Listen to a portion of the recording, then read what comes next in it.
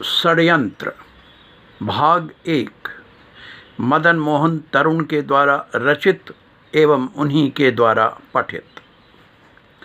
दधीचि की कथा इतनी लोक विश्रुत एवं सुप्रतिष्ठित है कि उसके किसी भिन्न रूप पर सोचना भी औचित्य की सीमाओं का उल्लंघन प्रतीत होता है।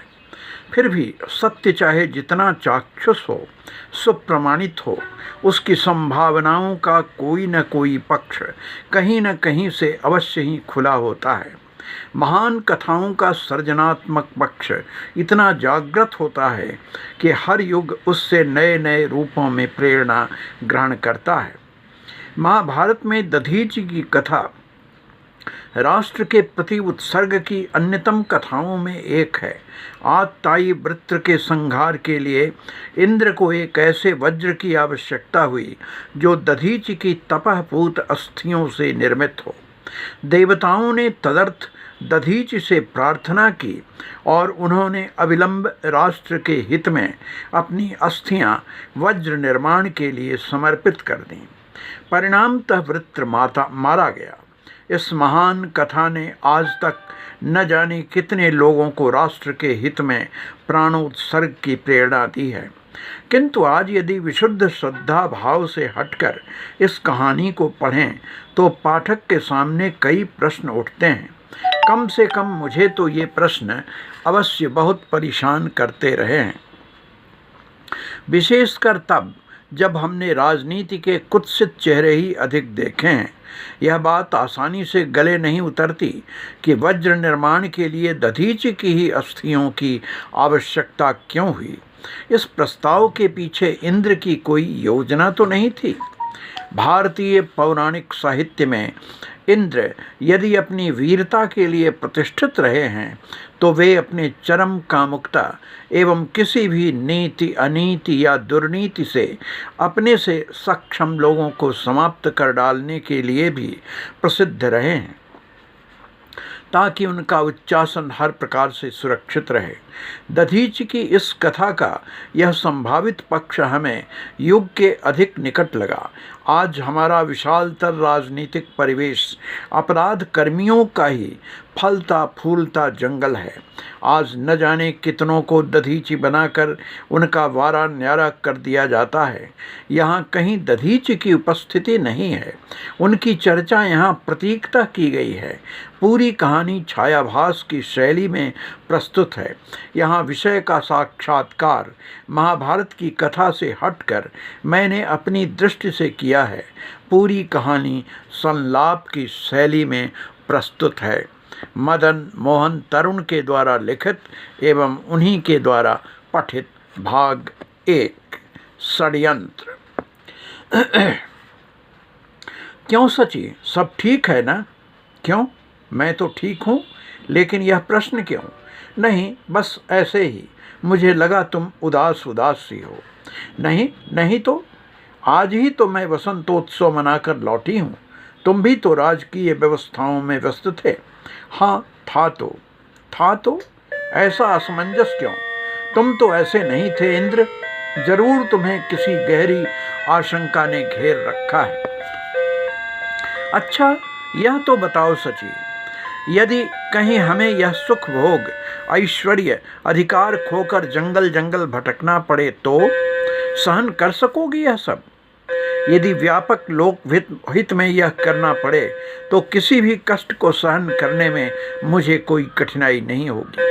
किंतु यदि कोई अन्यायपूर्वक अनावश्यक दबाव से धौंस दिखाकर हमें अधिकारों से वंचित करना चाहे तो मैं तो सब कुछ भूलकर उसके सामने चट्टान की भांति खड़ी हो जाऊंगी। परंतु आज तुम इस प्रकार की बहकी बातें क्यों कर रहे हो? कहीं तुम आज सवेरे सवेरे?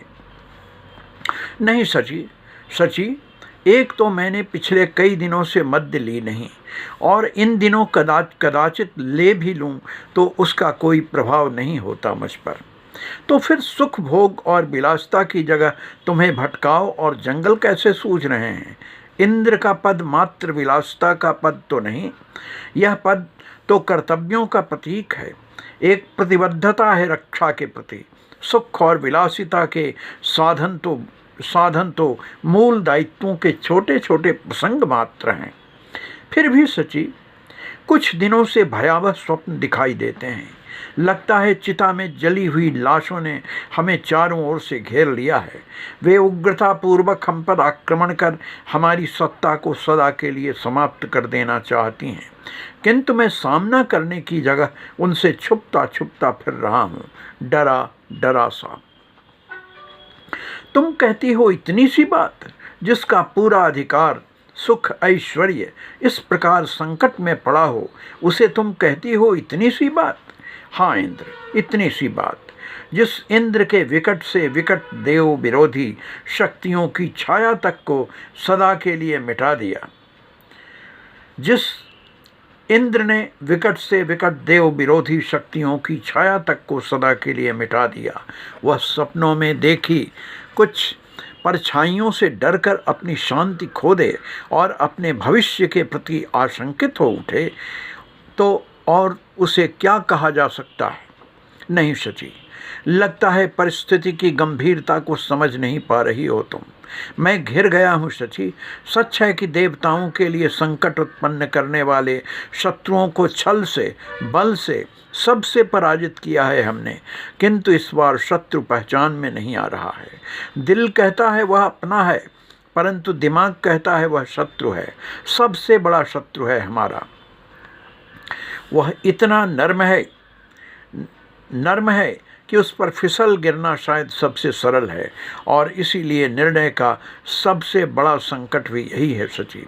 सच पूछो तो मैं पहली बार इतना डर गया हूँ। इतना बड़ा डर? हाँ सची, पहली बार लगता है मैं अपने ही लोगों से घिर गया हूँ। मेरे ही अंग रक्षक जिन पर मेरा पूरा विश्वास था, आज वे ही भरोसे के नहीं रहे, तो फिर उन्हें बदल दो। इसमें इतना सोचने और स्वयं को प्रताड़ित करने की क्या आवश्यकता है? क्या गुप्तचरों से कोई सूचना मिली है? नहीं, गुप्तचरों ने ऐसी कोई सूचना नहीं दी है। तो कारण नहीं जानता। प्रत्यक्षतः किसी ने कोई अब तक ऐसा व्यवहार भी नहीं किया कि उसके विरुद्ध सोच सकूं कुछ भी, किंतु न जाने क्यों लगता है कोई अनिश्चितता घर बनाती जा रही है मेरे भीतर, और मैं पूरी रक्षा व्यवस्था से संपन्न होकर भी स्वयं को अपने शक्तिशाली शत्रुओं के बीच अकेला और बुरी तरह घिरा अनुभव कर रहा हूँ। एक बात पूछूं इंद्र? हाँ, पूछो। कहीं तुम चुपचाप अपने भीतर किसी के विरुद्ध कोई भयंकर योजना तो नहीं बना रहे हो, जिससे औचित्य अनौचित्य के बारे में तुम खुद आश्वस्त नहीं? फिर यह योजना इतनी निजी है कि इसे तुम किसी और के सामने उद्घाटित भी नहीं कर सकते? तुम मेरी बातों से बुरी तरह थक सी गई हो सची। तो चलो बाहर चलते हैं उपवन में। वसंत में नए नए फूल खिलाए हैं। न जाने कहाँ कहाँ से अद्भुत पक्षियों का आगमन हुआ है इस बार यहाँ। मैं तो अपना अधिक समय इन दिनों वहीं व्यतीत करती हूँ। नहीं, बाहर नहीं सची। न जाने शत्रु किस वेश में कहाँ छुपा हो। मेरा वसंत तो तुम हो सची। इससे सुंदर फूल है बसंत के पास।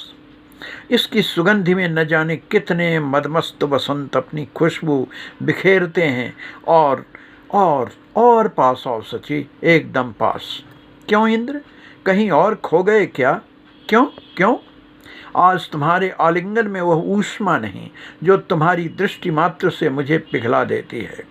तुम्हारे आलिंगन में आज वह गहरी पकड़ नहीं जिसकी गहरी कसावट में मेरी पेशी चिढ़क उठती थी। मेरा रोम रोम कसे सितार की तरह बज उठता था। मेरा पूरा अस्तित्व एक दहकती लालसा में परिवर्तित हो जाता था। परंतु आज लगता है मैं तुम्हारी बाहों में फिसली चली जा रही हूँ। यह मेरे इंद्र के बाहु तो नहीं? सचमुच तुम्हें भय नहीं लगता सची? हाँ लगता है। किससे?